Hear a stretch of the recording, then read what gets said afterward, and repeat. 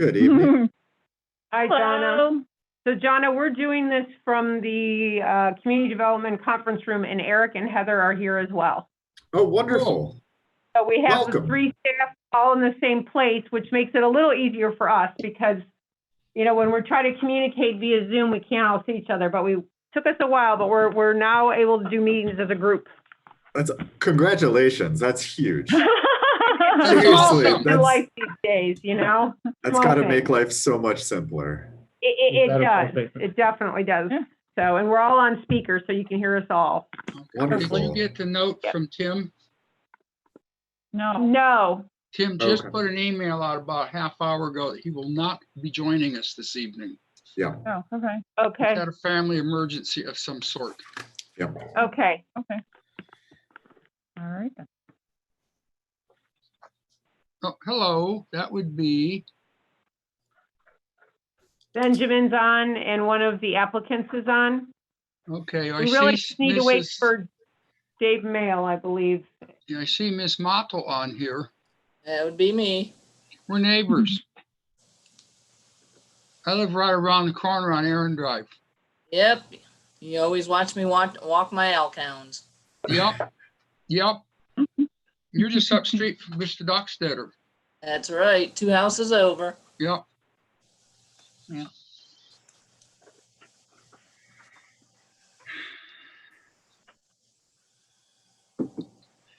Is Benjamin not going to have a picture tonight? Well, he, for some reason, has his himself muted and his video off right at this moment. So Okay. I will be. I'm here. I'll join by videos very soon. Okay. Well, I'm going to mute myself until I actually want to speak, just to keep. All right. So then we're just waiting for Dave. We can kick things off. Correct. I'm on. You're on. Eric's making sure Dave remembers to log in, so we're sending a quick text.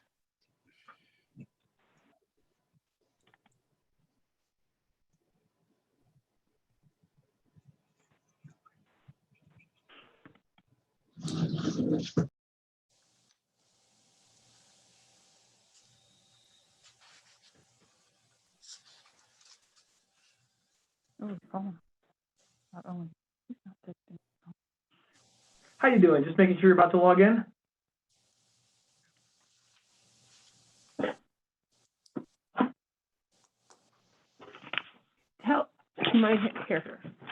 Here, we've got the meeting number right here. Is he trying to log in from his email, or is he calling in?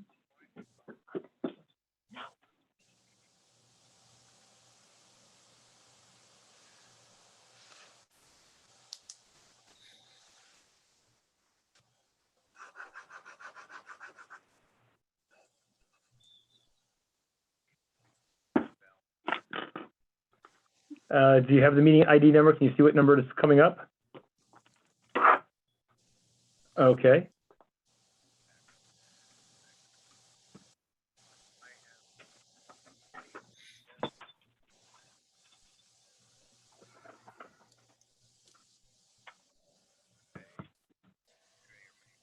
Jay. Whoops, wait. It's 8963.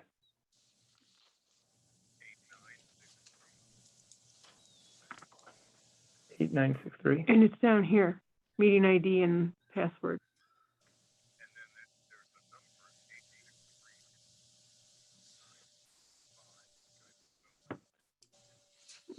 I don't know. No, the meeting, the meeting ID number is after your, it's 896-3050-4165. Oh, I don't see that any place in what you sent me. Oh, there's one. Okay, let me. There's like I have 863-292-19115.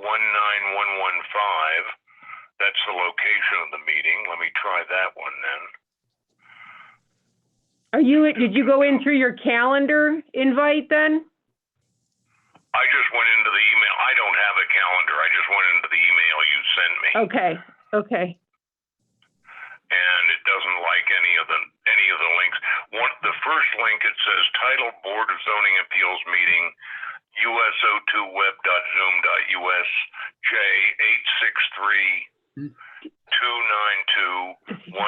J863-292-19115.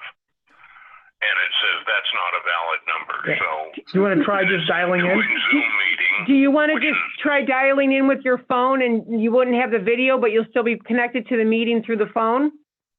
Or you can stay on Eric's phone. Wait a minute. View your event at HTTP Google Calendar. Let me try that one. There's a great long thing. Yeah, Let me click on that and Yeah, see what it says. yeah, click on that. Donna, you can play that guitar behind you while we're waiting. What's that? Do you play, Jonna?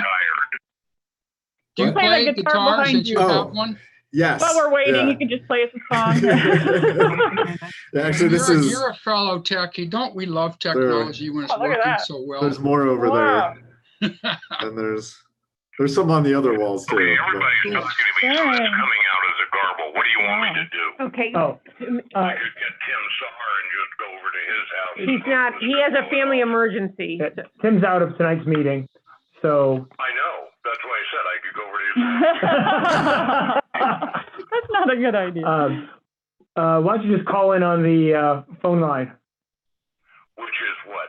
646 1646 558 558 8656.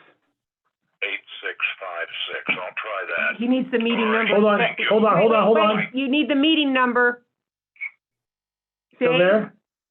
Yes. you need the meeting number, Okay. which Eric can, I'll read you the meeting number. All right. The meeting ID is 896 896 3050 3050 4165. 4155 4165, sorry. 65. Okay. And then, All right. you're not done yet. Then you need your password, although sometimes it says if you don't have it, you can enter, but just give it to but the him. password is 519855. I as in India 19. 5 as in, 5 as in, 519 855. You It's all got it. numeric. I will go try that right now. Presumably it will prompt me for the meeting number and the password. correct. Correct. All right, let me try it. Thanks, Dave. Okay, Bye. bye. So, Donna, come on, let's hear the. I'm kidding. I'm just kidding. The challenge there is if I get out of the chair, I wake up the dog. Oh, well, okay. Yeah. You probably got to tune the guitars, and then it'll take forever anyway, right? No, you know what? I've actually been playing more than usual since I've been Ah, well. working from home. So they're all tuned. They've all been recently cleaned and restrung. I got through, I think, 7 of them so far. Cool. Oh my So gosh. got a few more to go, but Oh, we'll Well, get my there. method of music has been banned for the foreseeable future. We're not allowed to sing at school or church. Mm. Don't take it personally, Paul. I know. To my wife, I said, how did they let you in the choir?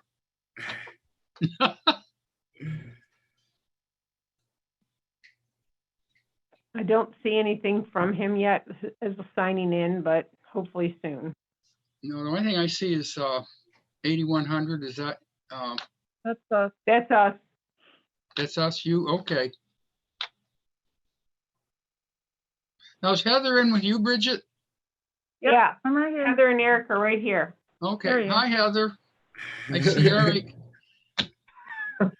And I see There's Heather. Heather. Cool. There's Eric. There's somebody in the waiting room. Oh, here, somebody's in the waiting That's his room. number.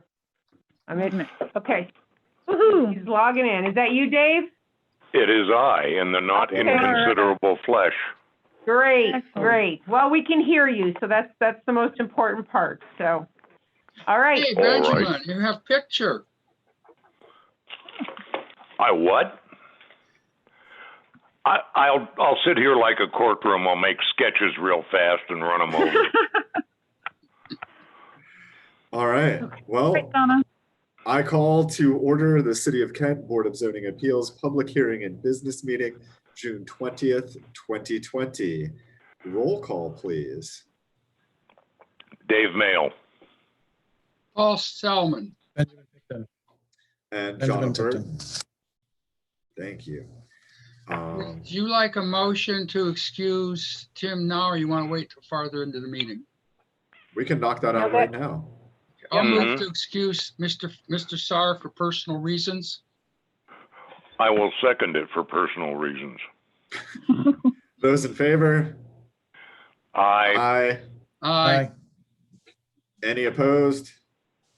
The motion passes. Tim Sarr is excused from tonight's meeting. Administration of oath. Oh, preamble, right. Variance requests will be considered in the order that they appear on the agenda. Each variance applicant or their representative will first explain the request to the board and will respond to board questions. The board will then hear statements from persons supporting the variance, followed by statements from those persons opposing the variance. All persons making statements will do so under oath and shall state their name and address for the record. Their testimony shall be directed to the board and not to the audience. If a member of the audience wishes to ask a question of one of the speakers, he or she shall first be recognized by the chair and direct the question to the chair. The chair will then direct the question to the appropriate witness. This will allow the meeting to be conducted in an orderly manner. If written statements have been provided to the board, they will be included in the record of this meeting. At the chair's discretion, they may be read into the record during the meeting. After all testimony has been taken, the board will discuss and review the request. Generally, the board will decide to approve or deny each requested variance at the meeting that it hears the testimony. Some decisions may be continued for further review. In every instance where the board grants or recommends a variance, there must be a finding by the board that A, the strict application of the provisions of the zoning ordinance would result in practical difficulties or unnecessary hardship inconsistent with the general purpose and intent of the zoning ordinance. 2, that there are exceptional or extraordinary circumstances or conditions applying to the property involved or to the intended use or development of the property that do not apply generally to other properties or uses in the same zoning district. And 3, that the granting of such variance shall not be of substantial detriment to the public interest or to adjacent property or improvements in such district in which the variance is sought, and shall not materially impair the purpose of the zoning ordinance. The Board of Zoning Appeals operates according to the provisions of the Kent City Zoning Code, which provides for the establishment of the board. Members of the board, Kent citizens serving without pay, visit sites and hear evidence both pro and con at public meetings before carefully and conscientiously rendering a decision. After a decision has been made, the case is closed for the board, as there is no provision in the code for the board to reopen a case. If the petitioner disagrees with the findings of the board, there are only 2 proper procedures. One is to resubmit a revision of the request that is more compatible with the code, and the second is to institute legal procedures in the common pleas court. All right. If anyone's going to be testifying, if you please raise your right hand. Do you swear or affirm the testimony you give before the Board of Zoning Appeals shall be the truth, the whole truth, and nothing but the truth to help you God? Sue, that's you too. Okay. That works for me. All right. Our first order of new business, the applicant Sue Model at 1005 Kevin Drive. The applicant is requesting a 5-foot variance from the 10-foot minimum side yard setback requirement to allow a detached garage to be 5 feet from the south side property line, a variance to section 1161.14A of the City of Kent zoning code. Ms. Model, would you care to explain the variance request and rationale to us, please? One thing I did hear you say, you said attached, it's actually detached. I meant to say detached. If it came out muddled, I apologize. Because I can't put a garage onto my house. Agreed. That would be an impressive feat of magic. You were just testing me, that's all you were doing. I'm glad you're paying attention. Yeah, I come before you. I currently have a single garage. It's 12 feet by 22 feet. It's currently 12 feet off the property line. We all know that house was built in the 80s. We're in the 2020s. It's not practical to have a one single car garage. So I would like to raise that garage and then go ahead and build one 24 feet by 30 feet deep so that I can have a 2-car garage. And The packet of information I sent you, my lot is only 69 feet wide. So if I go the 10 feet off with another 24, I'm halfway through my backyard. I had that 10 feet between the property line and the garage, which to me is, that's why I am requesting a 5-foot variance. I can let you know that at 1078 Kevin Drive, it's also a ranch. Before you, probably the late 90s, early 2000s, they had no garage. They requested a variance and they were able to get a variance to put in a attached garage.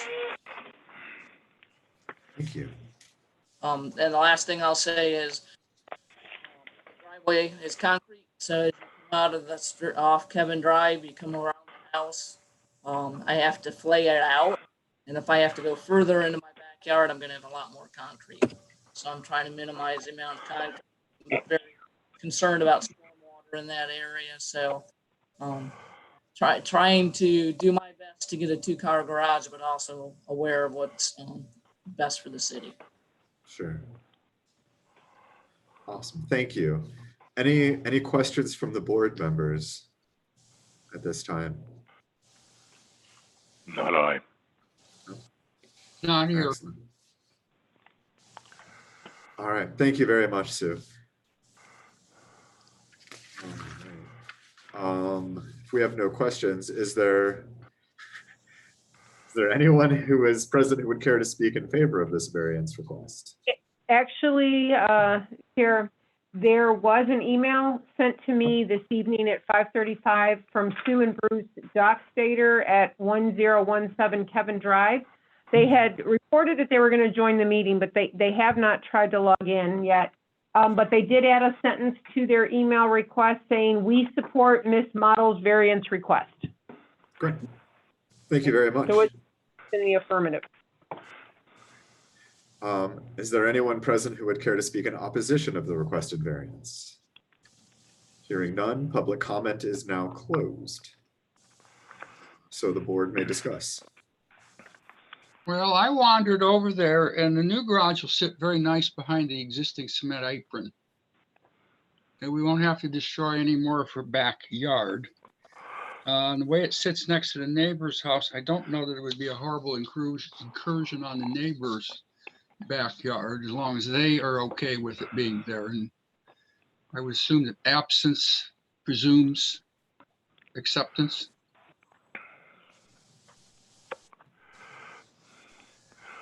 I Bridget, can I you would agree state- with that. I went over there also and looked at it, and it, it's a reasonable request. I take it. Well, from what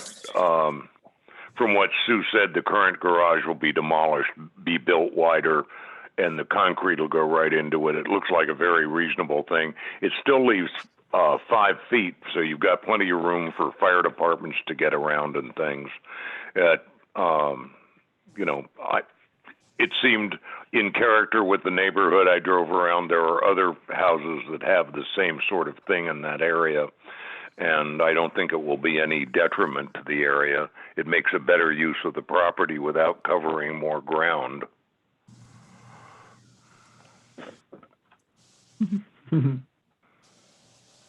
Benjamin? Bridget, can you state the address of Board of Email again?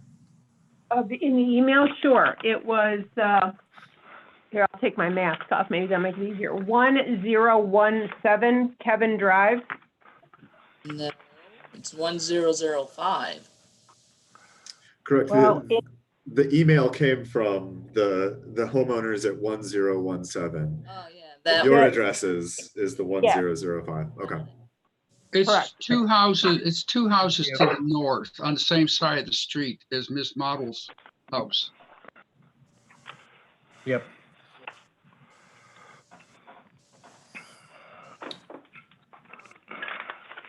Any other comments, Benjamin? Questions? Yeah, I generally agree with the comments made by previous board members. It is trying to minimize the variance. It's 50% variance. It does leave some side yard. The placement makes sense. I think the applicant stated it very clearly. clearly in the submitted documents, so I have no further questions or comments. Thank you. I tend to agree with pretty much everything that Dave said. I also made my way through the neighborhood and looked specifically at both sides of that house and the yard and the current setup with the existing driveway kind of going back alongside that property line, hugging it fairly closely, and agree that the incursion of additional concrete would be a detriment more significant than the granting of the variance. So with that, would anyone care to make a motion? I'll move. Sure. All right, go ahead, Paul. All right, speaking on, okay, in case BZ 20-017, Sue Mottle, the owner of the house at 1005 Kevin Drive, requesting a variance to section 1161.14, paragraph A. The applicant is requesting a 5-foot variance from the 10-foot minimum side yard setback requirement to allow detached garage to be 5 feet from the side south property line. If you could just specify. If you were saying that, do we approve that? I will second it. Paul, do you want to list that section number that's Yes. referenced in? I did it at the beginning, but I'll amend that to the Oh, end. I'm sorry. But anyhow, I'm sorry. this will be a variance to section 1161.14 alpha, and I move to approve the variance. I'll second that. Let's vote. Yes. Yes. Yes. And yes, the variance is approved unanimously. Thank you very much, Sue. Thank you.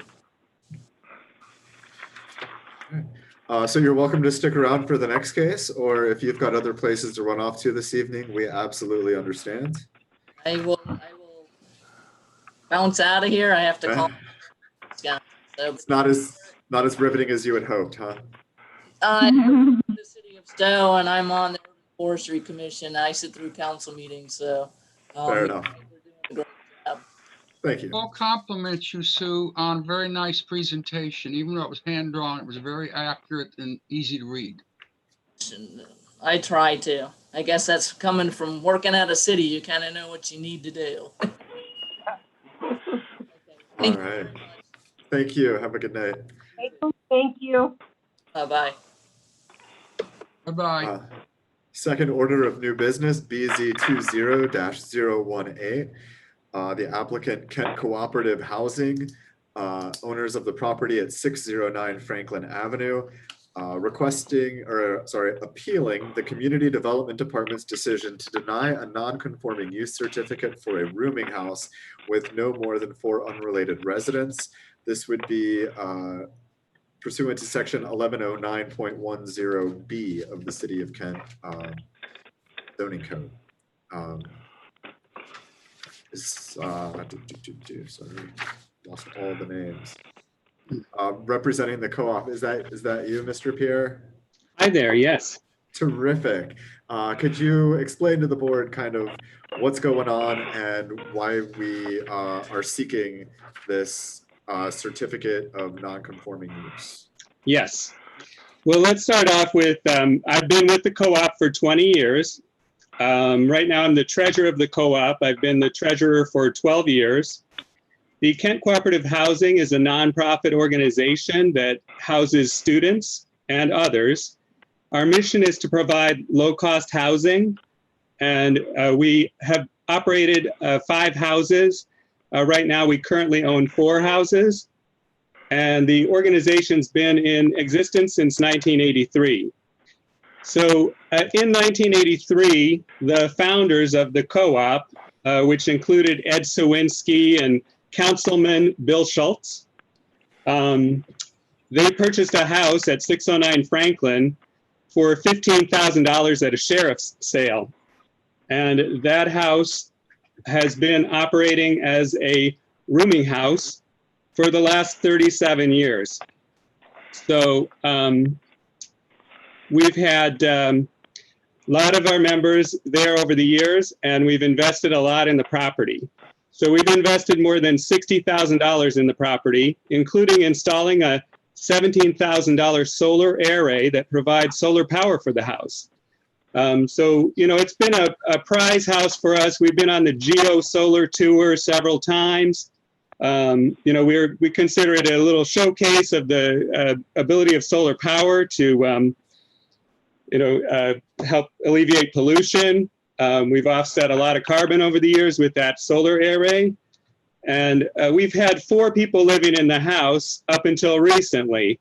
So from 1983 on, we've had this operating as a rooming house, and we paid the city more than $4,000 in licensing fees to operate a 4-person house there. And that's been approved every year through the health department. We consistently make repairs and upkeep on the house. We've replaced the cedar siding. We've replaced the shingling on the roof several times. We replaced the staircase to the upstairs. So we've done a lot of modifications over the years to try to make the house more comfortable for the residents. As a nonprofit and a housing cooperative, our members, they determine the fate of the organization, and they vote in a board meeting. So if they want to make changes to the house, they can vote on it and make a change. So over the years, they've added a handicap accessible ramp on the side of the house.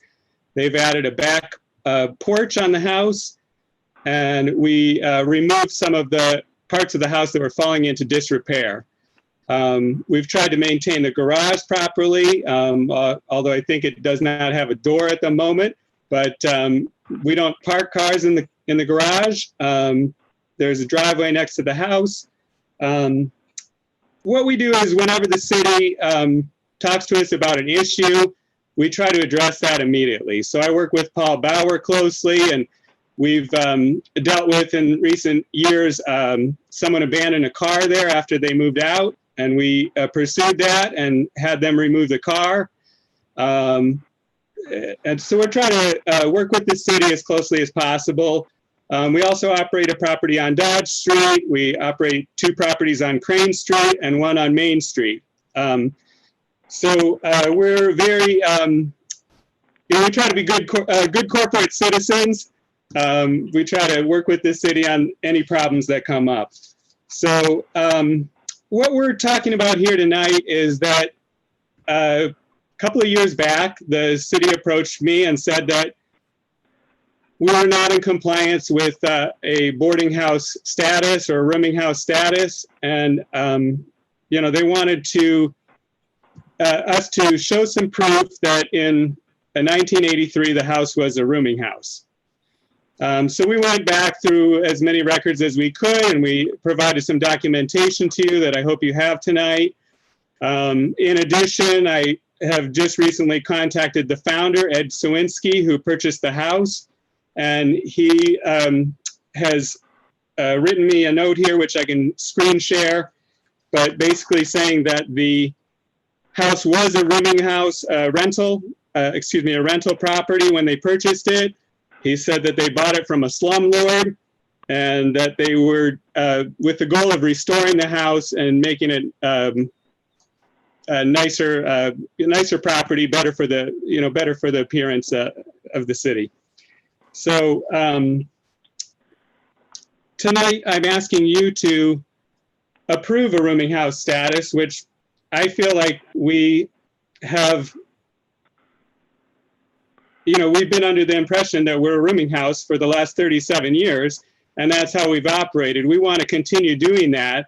We may not house 4 people in there. We may house 3 people because we have an architect plan to create a downstairs bathroom and potentially eliminate that downstairs bedroom. But we want to improve the house. We want to make it better for the people who are living there. We want to add potentially, add a bathroom and that kind of thing. So we have plans to use this house. We're not ready to sell it anytime soon. We have the solar power array on there. It's really a showcase for our organization. And we want to continue operating it, but we will face serious problems if we cannot rent to at least 3 people. The finances of our organization are under threat. And what happened to us was several years ago, we were under eminent domain in our College Street house. We, at one time, were renting to 6 people under the legal, requirements at the time. Most recently, at that College Street house, we were renting to 5 people, and our house was eminent domain, claimed for the police station. So actually where the College Street house stood, it was the last house on the street. It's approximately where the jail is on the new house, on the new police station. But, that College Street house was our largest house. And when we lost it to the city, our finances started to be precarious. As we would lose more rental spaces in the Franklin Street house, it puts our finances at risk. We can raise our rents. We've already done that. We're trying to compensate for those losses, but we do have a mission organization to provide low-cost housing. We don't want to price ourselves out of the low-cost, ability there. It's really our primary mission to serve students and others with low-cost housing. What more can I say? Just that over the years, we've had some losses in terms of the College Street house, in terms of the amount of people that we can have in our organization. We're down to 12 members right now, and we want to continue to provide the services of this nonprofit corporation that's been going for 37 years, starting with that original purchase of that Franklin Street house. And over the years, we've paid off the loans and bought new properties. We want to continue the organization, and it would be very helpful if we can continue to rent the house as we've been doing for all these years. So I hope that you can look at the documentation. Over the years, the building department certified us as a multi-tenant house. We've had findings of a multi-use and this kind of thing. I know that none of those specifically say rooming house. I don't know back in the 90s or the 80s what the specific terminology was. So I don't know why those forms show a multi-use or a multi-tenant situation, but now they want a rooming house certification. I don't know how the terminology was going at that time. But I feel like we were treated all these years as a 4-person house. The health license was always for 4 people. And we always paid our fees and our licensing fees on time. So I just want to say, we're a longstanding organization that's charitable. We work with the city as closely as we can. We are not an absent landlord, and we want to do right by our responsibilities. Thank you. So just so that we understand, I believe as we're considering the certificate of non-conforming use, one of the variables that will come up is the number of unrelated individuals granted by that certificate in the space. So it sounded like you might be suggesting that you'd be amenable to that number being 3 as opposed to the initial 4 that maybe we would have assumed. Is that accurate? I don't want to put words in your mouth though, so. Well, I would be amenable to that. Okay. I would prefer to continue with the 4-person tenancy, but as I say, the house is small and a 3-person tenancy would fit with our plans. Okay. Thank you. Any other questions from fellow board members at this time? I have a couple. Awesome. So I don't need names, but describe the persons living at the property right now. Right now we have 2 African-American brothers who are living there, Olam Ikenobi and Ozzy Ikenobi. They've been there for 5 years, and they're very good tenants who are paying their rent on time. We've worked with them to try to make improvements to the house, and they're working at Kent Small Businesses. They operate their own small business. They have a recording company, and it's called Tree City Records. You might have heard some of their music. It's up on SoundCloud, sometimes might be on the local radio. So they've always been very polite with me, very good tenants. And right now, a friend of theirs is moving in. She's a college student, and she's applied on the lease. We haven't completed that process of signing a lease with her yet. So at the moment, you only have 2 people under lease in that house. That's correct. Right. We've are had related a to each question. other. Oh, I'm sorry. I didn't mean to interrupt you. I just, to answer that, we only had 2 people in there because we were concerned about the loss of the status. So I didn't want to put 4 people in there and then have to tell them immediately to leave. Okay. You have stressed a couple of times that it's low-cost housing. What is your rent? Our rent at that house is currently $250 a month.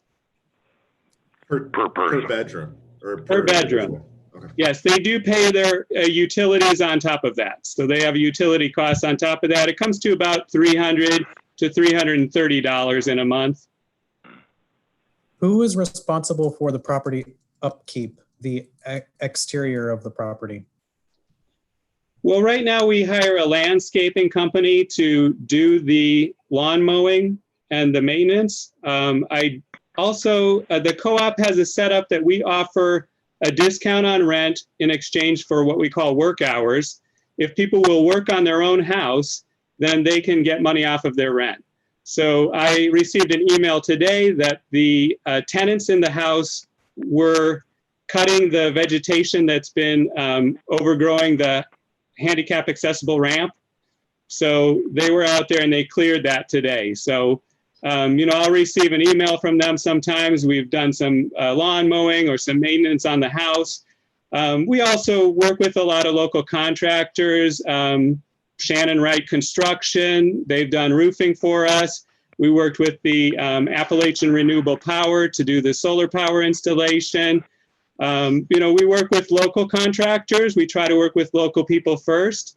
We do prioritize if a member has skills, we will work with that member in the co-op and they can do the repairs themselves. But if they're not skilled at that, we go with the professional contractor. And again, we try to use local people. That's our priority. Now, does each tenant have their own bathroom or is it a shared? Well, most houses have had 2 bathrooms, but the Franklin Street house has only had 1 bathroom. About 5 years ago, we expanded that bathroom to double size and we installed a bathtub and a shower. So they had a very cramped bathroom and we wanted to increase the size. There was a large upstairs bedroom, so we pushed farther into that bedroom and installed a bigger bathroom. Okay. That was a But cost of still about... only 1 bathroom for the 4 people. Yes, there's 1 bathroom right now in the house. See, right now, 2 of your tenants are brothers, so they're technically the same family. Right. I don't know that they will always live there. And that's my goal is to protect the assets. As the treasurer, I have to protect the assets of the corporation. And I know that if those guys move out, then I could be stuck with only 2 tenants in the house. It's not sustainable. And then we would have to consider selling the house. But we've invested so much money in it over the years that we don't really want to, part with this house. It's our oldest and most long-standing house. So from my reading of the packet, you've understood the status of the non-conforming use since 2017, but we're now seeing this now. So can you explain the difference in timing and why you're coming to us now when it was stated back in 2017 that would be the next step? Well, why am I coming to you now? I mean, we did get a deadline from the city. So we were told that if we didn't file now, there was no other choice. So that's why I'm doing it now. I didn't really want to spend the $400 to do it, or $300 or whatever it is with all the letters that went out. We've been very tight on our budget up until recently. We did sell a house that was in poor condition on Crane Street. So we have more money right now, but I didn't have extra money to file the fees on it. And I didn't really want to do it if we didn't have to. So here we are with the deadline. That's why I'm coming to you now. I also, in my opinion, over the years, we've had all these forms that have said we're legal for 4 people, that we're a multi-tenant house from the building department. I don't, to me, I'm confused as to why we're under scrutiny now. And I feel like, I understand there's something about this 1983 policy, and I have to go back to 1983 and prove something. But, I feel like all our documents were in order. We've paid fees over the years. We've been licensed for 4 regularly.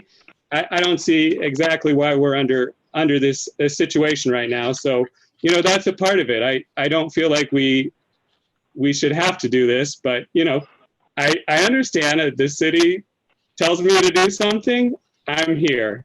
I'm ready to go. I want to be compliant. So, The earliest, yes. go ahead. I was just say the earliest operation license I see is 1983. Is that correct? That's correct. I don't know the exact, they told me a timeline that I'm supposed to show something, I believe from 79 to 83 or something. We did go back, we went to the Historical Society, we went through city records, and we could not find a lot of documentation. So, all I have is, I have something I can share from Ed Sawinski, and Ed was one of our founders. Let's see if I can share that document.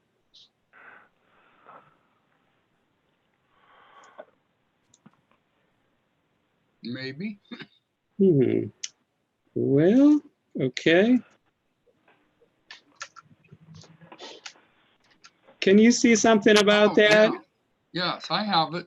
I can read it to you. I've already read the top of it, but basically, Ed Sawinski says, glad to see KCH is still moving along. Bill Schultz and myself purchased 609 at a sheriff's auction in 1983. It had previously been owned by one of the more notorious slumlords, and yes, he was using it as a rental. I would like to get back and visit sometime. I'll be retiring in a few years and would like to donate some time and sweat equity to KCH. Can't tell you how happy I am to see its success.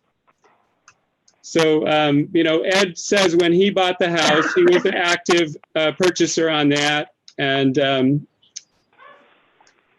saying that he bought the house when it was a rental. So that's the only hard fact that I have from that time period of 79 to 83.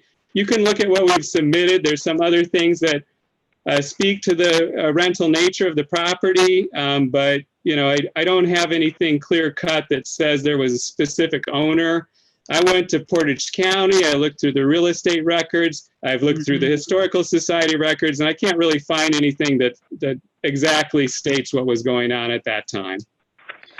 Would there be any data from the previous owner? And I have a suspicion I know who it might have been, the notorious slumlord. I will leave the person unnamed, but he had a lot of dumps here in Kent at one time. And as one of the anything that he would have. Then the other comment I noticed is you included an excerpt out of one of those backwards directories that they make. Yes. 609 student rooms. And I believe Yes. if I'm correct here, and Bridget, correct me here, but he has to prove that that was in use as a rooming house prior to 1971, correct?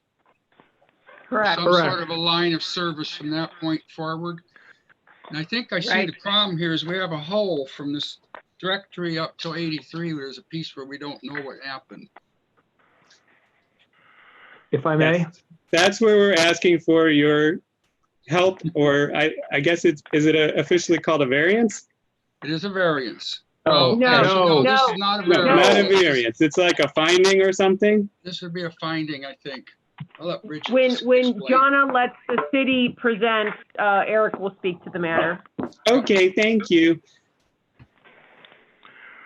I do want to address that, I submitted a letter in response to the neighbor's complaint.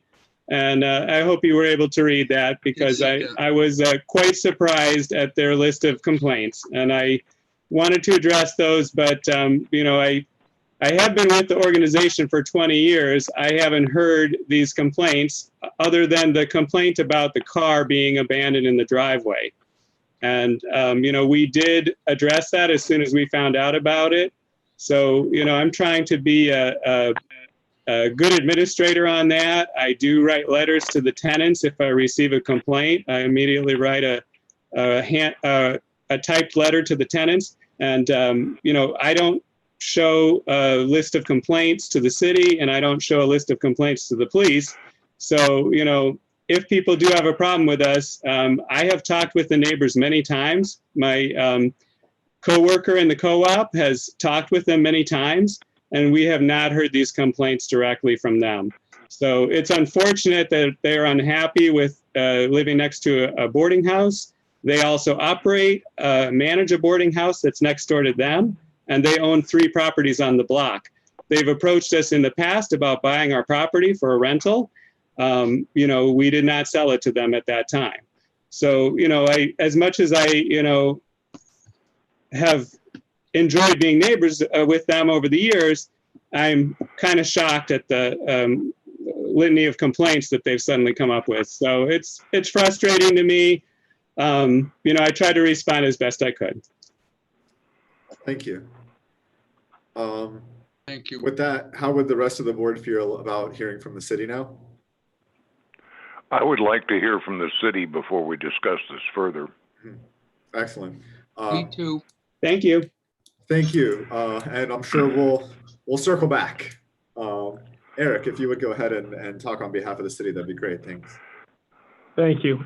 So as noted, this property is zoned residential commercial now. And so a rooming house would be a condition permitted use, but that is not what's before us today. The request today is to appeal the community development's decision in 2017 saying that this does not meet the legal standard for a rooming house as a pre-existing non-conforming use. And as one of you noted in the question, said it has to go back to 1971, not just 1983. Fred indicated he's did a lot of research trying to find out what happened with this property before 1983, and I have worked with him for many years, and I agree, he is very good at researching these types of questions. He was able to determine that it was used as a rental, but that does not prove that it was being used as a rooming house. And in fact, in the packet, one of the documents the city provided and to all of you is that on June 8th, 1973, it was determined to be a pre-existing non-conforming use as a single-family dwelling, not as a student rental, not as an apartment unit or anything like that. Yes, what Paul's holding up. So with that in mind, the city of Kent, in order to grant a certificate of non-conforming use, would have to find clear and convincing evidence that this house is used as a rooming house with no period of interruption greater than 2 years, going back to before 1971. And the city could not make that determination. Therefore, we rejected the request, but the Board of Zoning Appeals, in reviewing this matter, they have the same question: is can they find that it's been used as a rooming house without interruption for greater than 2 years, going back to before 1971, but their standard of proof, your standard of proof, is only proof beyond preponderance of the evidence, so more likely than not, a lower standard than clear and convincing evidence. We would also, so this is not a variance, this is not a request for a conditionally permitted use, this is a request for a non-conforming use. We're not sure the evidence presents that. We certainly didn't find clear and convincing evidence of it. We would note that in your packet, we included all the documents that have been submitted to the city that seemed remotely relevant. There was no request for a permit remodel whenever they went to do expand the bathroom. But I'm not sure that proves one side or the other, but there's certainly no request for a permit on that. So at the end of the day, we're asking you to make a determination whether or not you're going to approve or the applicant's appeal or sustain the decision made by the Community Development Department. So just to make sure we're all clear, so we could agree with the city hypothetically, agree with the city that the preponderance of evidence does not support what Mr. Pierre is stating, that there has been that continuous use since 1971. And then would the applicant be then, the next step would be to request a certificate of non-conforming use or conforming, conditionally permitted? The applicant could, at any point in time, and we noted this in the December 22nd, 2017 letter, could apply for a conditionally permitted use that would go in front of the Planning Commission, and they would make a decision about whether or not the rooming house meets the standards for conditionally permitted use in that neighborhood. Okay. But that was not done. Not yet. And the applicant doesn't have an obligation to do it in any particular order. They can try to go through the Board of Zoning Appeals first, or they can try to go to the Planning Commission first for a project like this. They have that discretion, and Mr. Pierre was well within his rights to choose to try to do a non-conforming use application first. Excellent. That really helps a lot. Thanks, Eric. Thank Other you, questions for the city? Yeah, I kind of have one because this has come up with us before. We go back here, in the packet, you have a number of things of housing operation license, for instance, from June 12th, 1985. And it says the multiple use structure is licensed by the city of Kent for the period for a year's period, 1986, for not more than 4 occupants. Now, Correct. that is not, there are 4 bedrooms and a bathroom and it can be licensed for 4 occupants. That doesn't say the city allows it to be used as a rooming house. It just says it's licensed for 4 occupants. And we have had these presented before of, oh, this has been a rooming house for ages because we have this license, which somehow I would like the city to tell us as the board how this varies, you know, what that 4 occupants mean. To me, that means they've looked at it and the 4 occupants do not overcrowd the structure for fire exit, safety, sanitation. But it doesn't necessarily mean it's licensed to have it for 4 occupants. It just means it's safe for 4 occupants. Is that true? No one that works for the city of Kent today is going to try to explain every single decision that was written before us.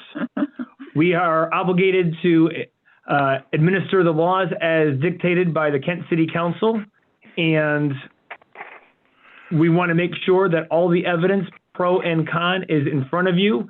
So we have done everything we could to do that, but that doesn't give us the obligation to just waive certain things. As far as I can tell you, the document speaks for itself, and however interpreted from there, that's why you are a quasi-judicial board. That's what I wanted to know. Okay, but it is not necessarily a license to run a rooming house. It's exactly what it says it is. It's multiple use licensed by the city of Kent for not more than 4 occupants. It doesn't mean you have to have 4. It just means not more than 4. Okay, that's how I interpret that. Can I speak to why I submitted that document? Please. Sure. Does that document also have a checkbox for single-family dwelling?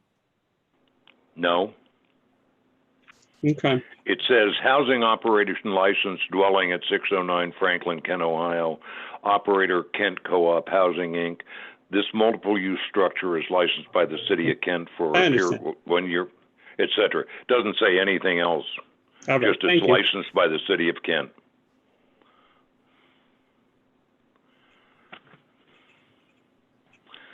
Because I've always had trouble. I mean, you know, the city of Kent, who I love and respect, in fact, I even put on a mask for this phone meeting, says that, you know, the applicant is appealing the Community Development Department's decision to deny. So an organization of the city of Kent has denied his application or his decision for non-conforming use. So, you know, what we are being asked to do is be at odds with what the city of Kent has already decided. If we do not grant this, then the applicant still has the ability to appeal to the city of Kent to have that relisted as a rooming house, right? They have the right to seek a conditionally permitted use. They have the right to apply for a conditionally permitted use. Right. So there are other avenues open to him other than us.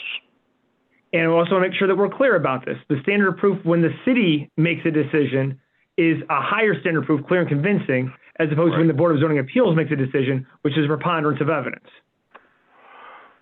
I understand that. Now, are you saying, because we do not have hard evidence that this existed as a four-person rooming house prior to 1971, which is the technical cutoff date?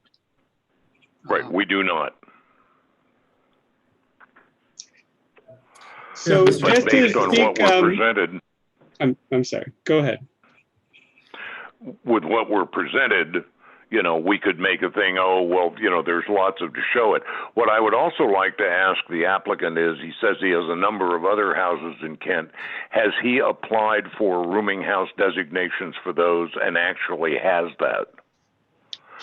Or is he going to have to reappear for us for 4 more times for the other properties they own in Kent? Well, there's, I suppose there's a question about the Dodge Street house. We have letters from the previous owner describing that as a rooming house. We know the owner on that one, the prior owner. So, you know, that purchase was made later. So we do have some evidence that backs that up. So far, the city has not challenged us on that. We do have a family living there right now. So although they've had 3 people in the house, you know, we haven't, you know, that's a question for another day, I think. Right. But, you know, the Dodge Street house, our College Street house, you know, housed 5 people at the last time we were operating it before the police station was built. And we did have a proper rooming house certificate for that. You know, when this was called into challenge, I went looking for the rooming house certificate for the Franklin Street house, and I couldn't find it in our files. So, you know, I don't know if the status was different. You know, I assumed all along that it was the same. The city did approve us again for the last 2 years since 2017 for a 4-person occupancy through the health department. So of course the health department is different from the building department, from the community development department, but the health department is consistently licensed us for 4 occupants, and we're licensed for 4 under the health certificate that we have currently. So, you know, I do feel like the city has granted us permission right now to have 4 people in the house. We have an official document that says that. So, you know, that's another reason that I've been reluctant to, you know, bring this up to your board. But I am seeking, in the preponderance of the evidence, to show that we would have a case here. And our other houses right now are newer purchases. So when we sold the College Street house, we had some money from the city, and we put it into 2 properties on Crane Street. We bought a distressed. May I interrupt real quick? I'm sorry. Oh, yeah, sorry. Can we stick to just the property that we're discussing today and not? Okay. Right. You did ask Yeah, about it. Our other properties are under the building department, and they've been inspected by Paul Bauer. Great. So all further communication about this case, can we stick to just the house on Franklin Avenue going forward? And that goes for board members too.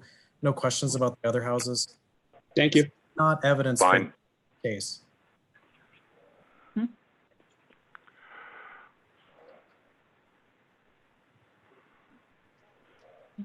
All right. Any questions from the board for either Mr. Pierre or the city at this point? No, sir. All right. No. Public comment? Hearing none. Public comment is closed. We did get that email. Well, the public comment is the letter we have, and the applicant's Yeah, reply to that letter, I guess, is the only public comment we have, right? excellent point. Right. Thank you. So the board received the aforementioned letter from next door neighbors. And the applicant wrote a response letter. We've all received board member comments at this point.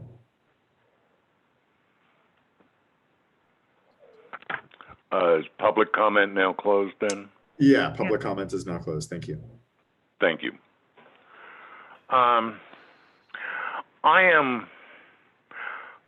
It's kind of a dichotomy. I am uncomfortable in overturning a decision of the Community Development Department, an organization of the City of Kent. It seems to me we get in this thing a lot because nobody when they buy the houses has written into the deed that this house is legal for, a boarding house.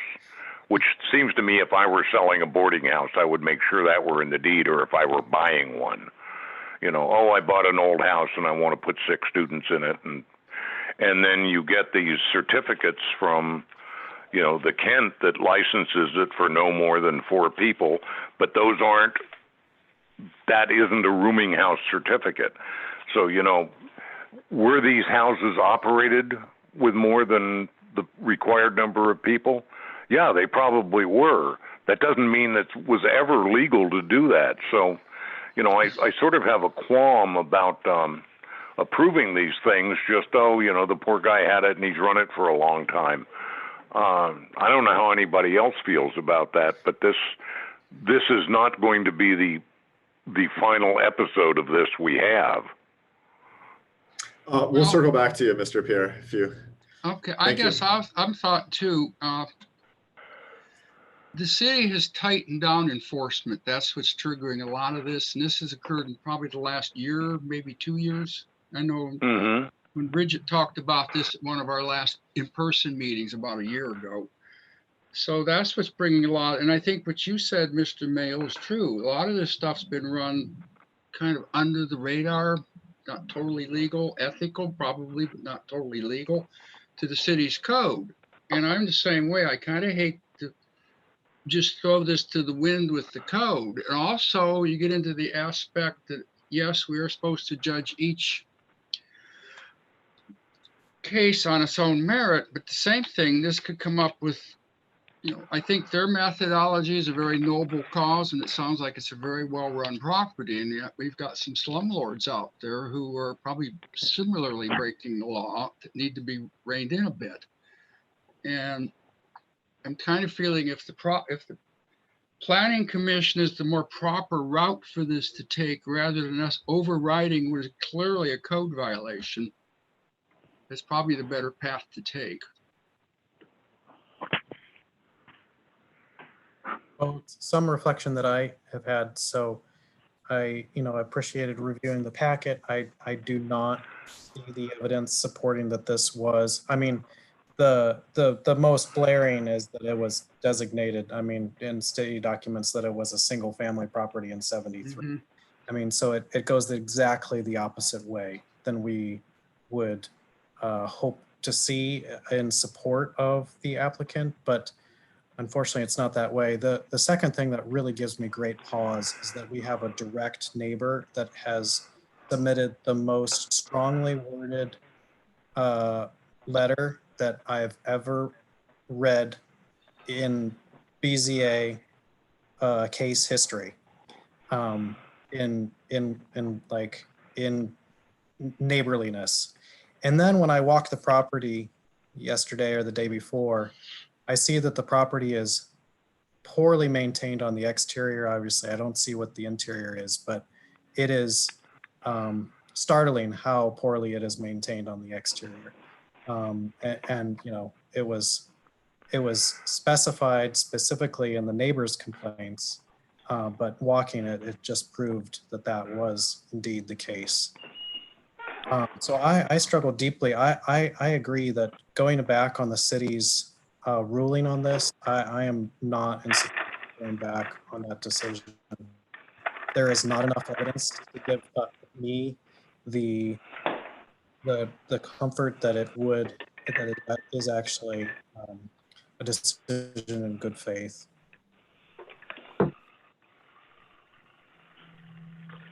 Yeah. So addressing the letters, I agree that it was, I guess, one of the more strongly worded letters that I have seen during my tenure on the zoning board. But I was equally disappointed that it was not actionable. So at no point did they relay a date or even a year to provide context around that. So it's really difficult to understand what they were really driving at and how recently. Like, were these all incidents that happened 10 years ago, 5 years ago? Are these all in the last 6 months? That kind of context would really lend a lot more merit, I guess, to the complaints overall. Having said that, it does not sound like they have been great neighbors. But I do take that with at least some size grain of salt. Just because, again, there's no real context to give me a better understanding of it. Like you, Benjamin, I was less than impressed with the overall maintenance of the property. But I guess the real crux where I keep coming down is kind of tangential to what Paul said of this feels more like a planning kind of direction that the applicant would want to go, because of while we are quasi-judiciary and we do have some latitude to interpret, it's pretty clear to me by the evidence provided by the city that those gaps exist and that those conditions are not met. I don't know that those conditions are necessarily fair.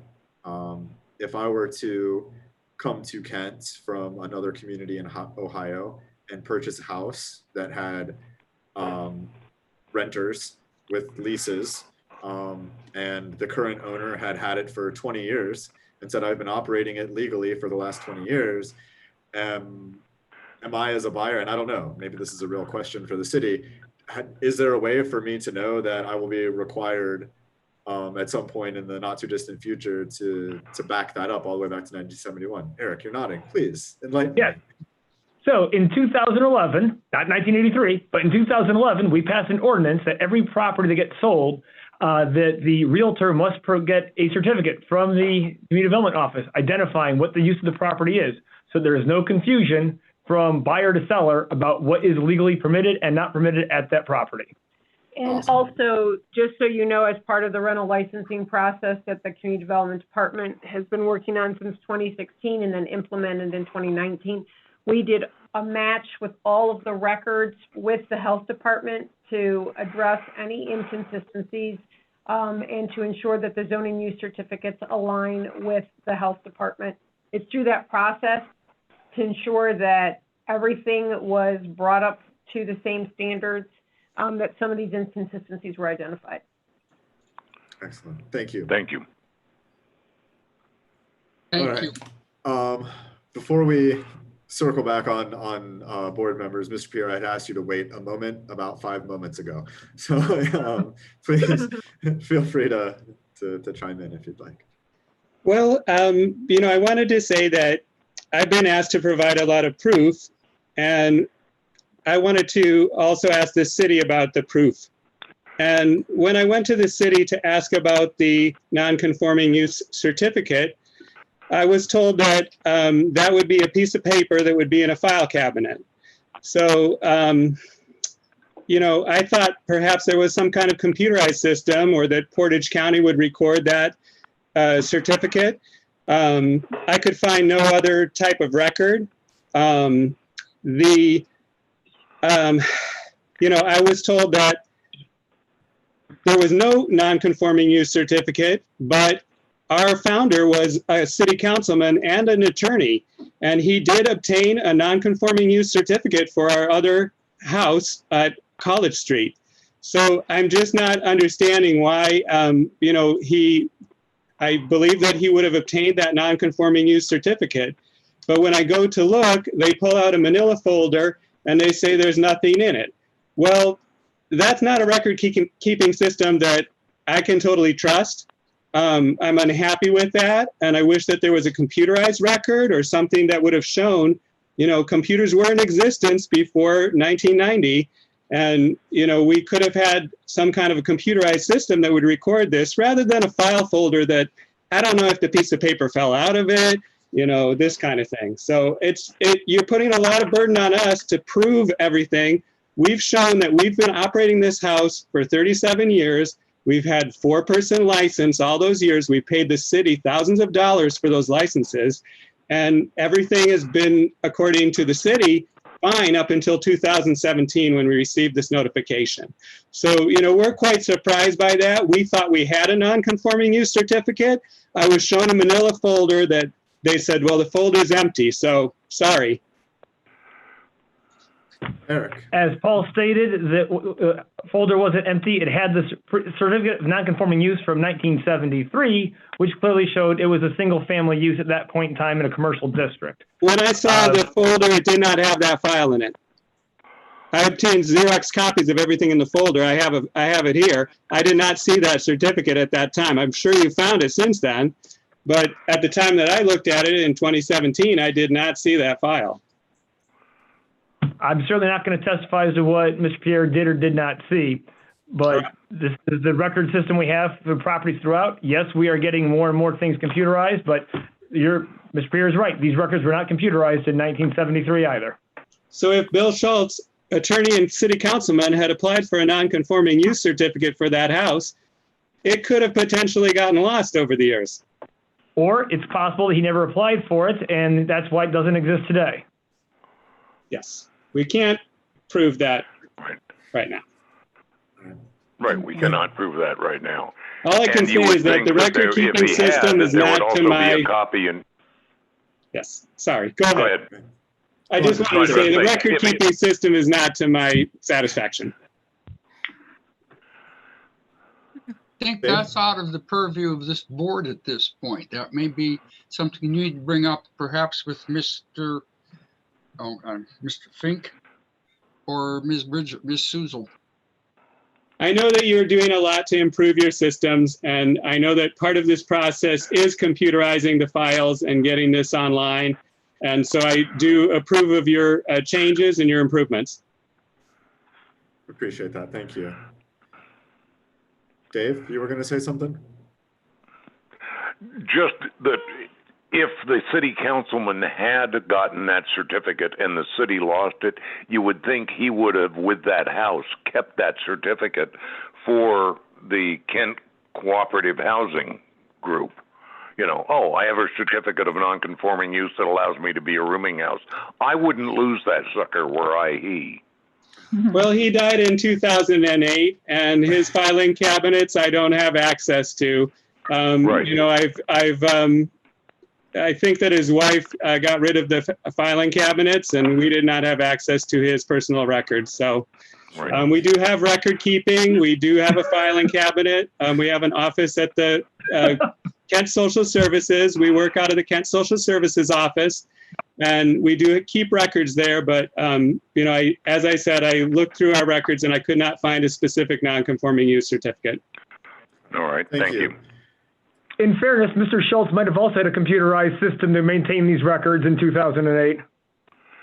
Well, everything that I have in my record keeping from Bill says that we're a 4-person house.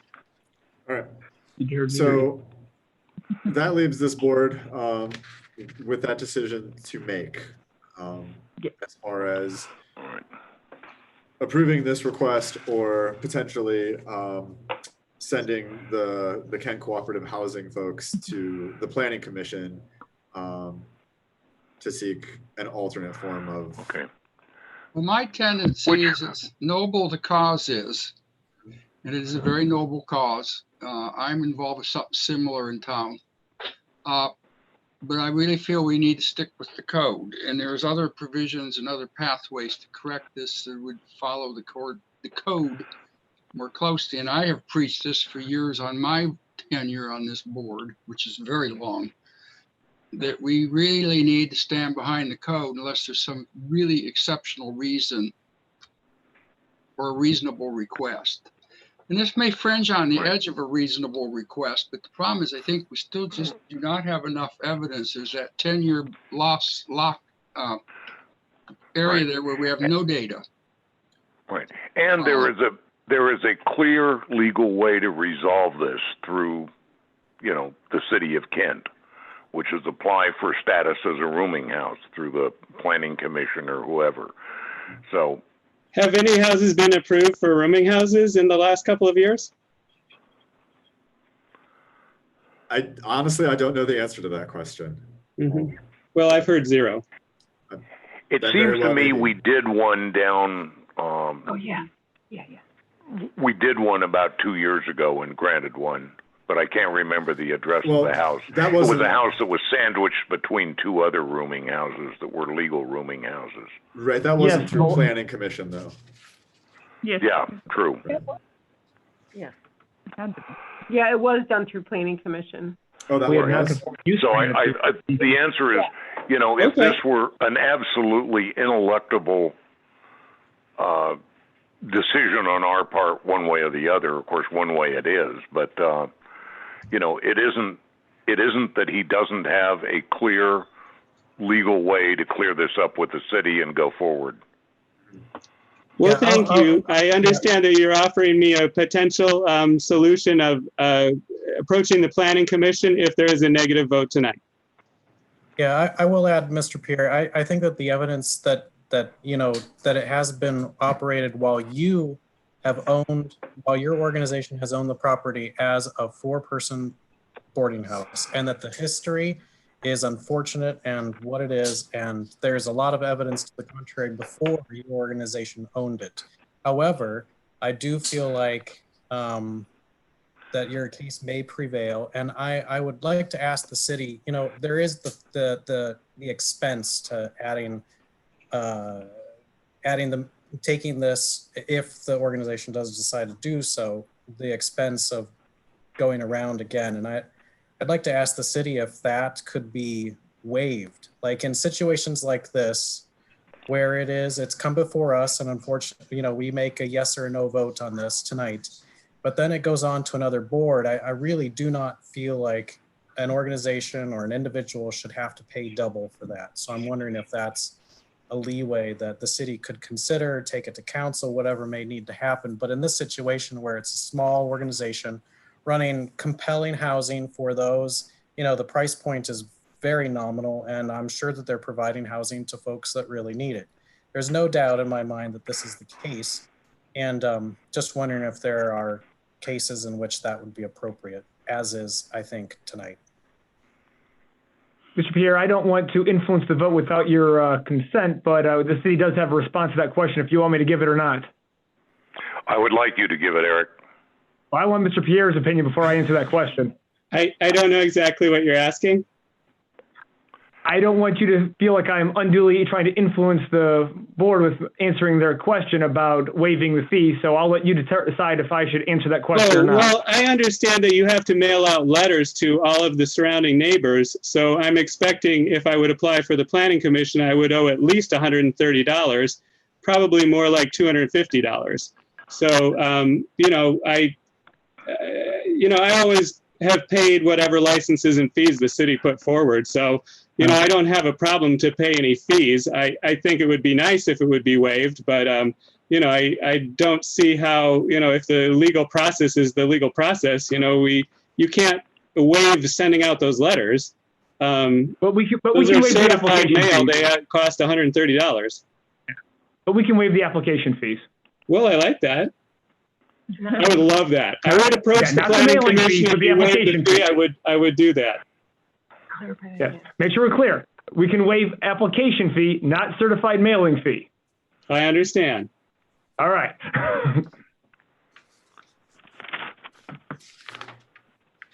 Is there any other discussion among the board members at this time? No, thank you. No. Are you going to call for a Yeah, statement.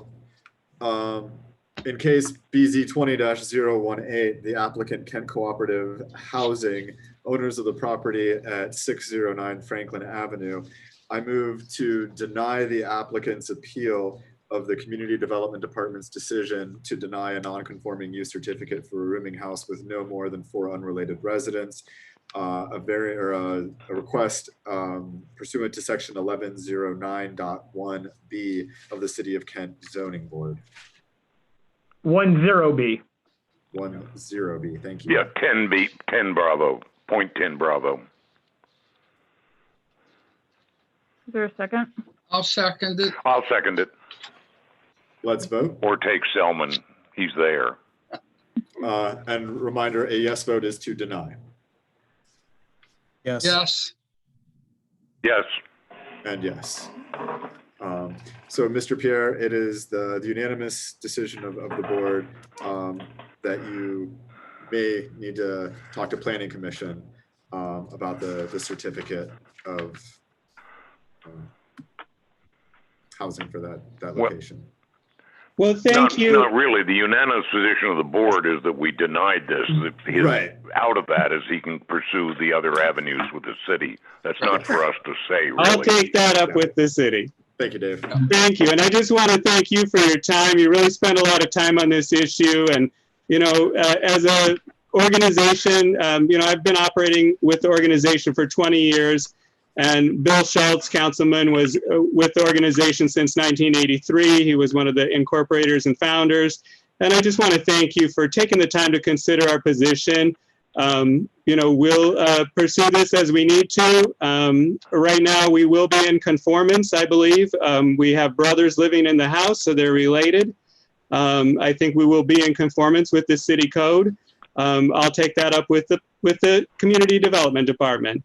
And, you know, I want to assure you that we will work with the city as best we can on all of our properties. And especially, we've just had our Main Street house inspected and we're making repairs on it. We're going to have Paul coming back to do a second inspection. So thank you for your time. I really appreciate it. Likewise. Thank you, Mr. Pierre. Thank We you. appreciate it You're also. Thank you. Have a great day. Thank you. Take care. All right. The board received copies of the May and June BZA meeting minutes. We did. We did. Excellent. I was not present at the May meeting. I will move to accept the May meetings as submitted minutes. May I meeting will minutes. second that motion. Let's vote. All in favor? Aye. Aye. And one abstention being me. Excellent. And the June 15, 2020 meeting minutes, were there any noticed changes, amendments, updates? None from me. Agreed. Agreed. Do we have a I motion move to? we accept the minutes. Approve the second. minutes as presented. I will second. All in favor? Aye. Aye. Those opposed? Nothing? All right. Any other business, Eric or Bridget? Nope. Nope, I think that's it. I think it's a wrap. Cool. Okay. Bridget, can I ask you to do something and get back to us at some meeting or another? Sure. This housing operation license, every one of these things that comes up, everybody, you know, Xerox uses the Kent Xerox to run off a bunch of these. And I don't know what they mean. I mean, I take them at face value, as we talked about in the meeting, but they're just a license to operate a house of no more than X many people, which is based on the health department's idea that I have a structure and it can have so many people in it. It isn't really, they're operating the safety of the building and the health aspects, but it isn't anything about who lives in it, right? You are correct. So what we've done, because as you said, it basically talks about no more than, so it puts, and that was always based on bedrooms. So in about 2013, I believe it was, the health department started basing it on bedrooms. So their licenses now, like he referenced the one where it said 4 persons, if you actually look at that 2017 and 2018 issued license from the health department, it actually says 4 bedrooms. It doesn't say 4 persons. So in order to address what we're dealing with in this case and those other ones that have come up, to remove those inconsistencies, the health department now just lists the bedrooms, and then they confirm the occupancy from the Community Development Department based on the zoning that we have issued or Right, are so it- finalized with these Right, kinds so of it does kick it back to the legal status of zoning, which Correct. we can oversee. Okay, Correct. good. And so It's our good to- goal is to clean up all these inconsistencies. And so some of these, there's luckily, actually surprisingly, there weren't as many. We thought when we had as many units as we did, like there's 2,000 roughly that are in under our community development program now under the single family. We had a few that we had to work with health on that we were able to clear up internally administratively, but then we had some that we couldn't. And those are the ones that are coming before you. But quite honestly, considering that the two departments seem to be operating separately, yet with that same overall purpose, there weren't as many as we thought. So, and we should have most of them cleaned up. We're finishing up the first round of our licensing within the next few months. So we've gotten through a full cycle. And so we think we've sorted out most of them. So hopefully you won't be getting too many more, but we do have those cases that were delayed. Those are some of our, one landlord had multiple properties, that kind of thing. But you are Right. absolutely right, Dave. One is for how many bedrooms were in there, and that's why they had that number of people. Ours is based on the actual zoning use, which allows the occupancy itself. So we should hopefully, going forward, be on the same page. Good. It's been quite Excellent. a task Thank to you. get cleaned up. So our goal is so that people don't have to go through what we did, which is sitting around the table going, well, I can't tell how many people are supposed to be in there because the record didn't comply. So now we want everything to be seamless and the same. Cool. And Right. computerized. I mean, that would make our job a lot cleaner and easier too. Right. Yes, it'll make everybody's job cleaner. Everybody. Yeah, so we're getting there. We really are. That's part of this whole process. And quite honestly, it never was done. So the fact that it's getting done is something that's been a lot of hard work for Heather, Eric, Paul, Eric Helmstetter, and myself. But I have to say it's been great because all of us have worked together to get it done. And the health department, they've really Yeah. done a lot to meet us and help us match up those records and try to reconcile it. And we did. We tried to reconcile internally as many as we could administratively, but legally we cannot say something when there's this huge of a gap. And we have a zoning use cert from 73 that calls it single family. So these are the ones that we have to push back to the board. So sorry about that, but Makes sense. Okay. Well, Thank you. that's why Yeah. we're all employed during the COVID crisis. yeah. Well, Eric reminds us always for our job, it has to be clear and convincing evidence. And obviously a 10-year gap isn't close to clear and Yeah, convincing. well, not so, even close. Yep. Yeah. All right. Any other questions? No, ma'am. I move to, Great question, though. That was a good Yeah. question. good question, Dave. Yeah, Thank you. thanks, I Dave. move to adjourn the July 20th meeting of the Board of Zoning Appeals. I will second that. All those in favor? Aye. Aye. Aye. Aye. Excellent. Paul, Thank stay you on a all. minute. Meeting is Okay. adjourned. Heather, do we Thanks, have goodies everyone. for next month already? Yes, we have Pardon? two so We far. have some for next month? We have two so far. And what Oh, I'll God. do, we're now Every month. we're actually able to do our own Zoom meetings. Now we didn't have, before we were running through the clerk of council, so this was the first one that we did. I'll make sure. Well, it didn't work. I know. Well, what I was going to say is I'm going to, on the day of the meeting, send out an updated Zoom invite that should reflect the current. Of course, I'll have to figure out how to do that between now and then, but I will. And to send it out so you make sure that the email that you receive on the day of the meeting should have the most accurate and up-to-date login information. Right. Well, now, I always wonder, it's evidently reading that it's different if you're doing it on your smartphone or your PC. And I do this on a PC. I don't own a smartphone. So, Me too. Yeah. And I Yeah. lost my I can- message and then finally found it.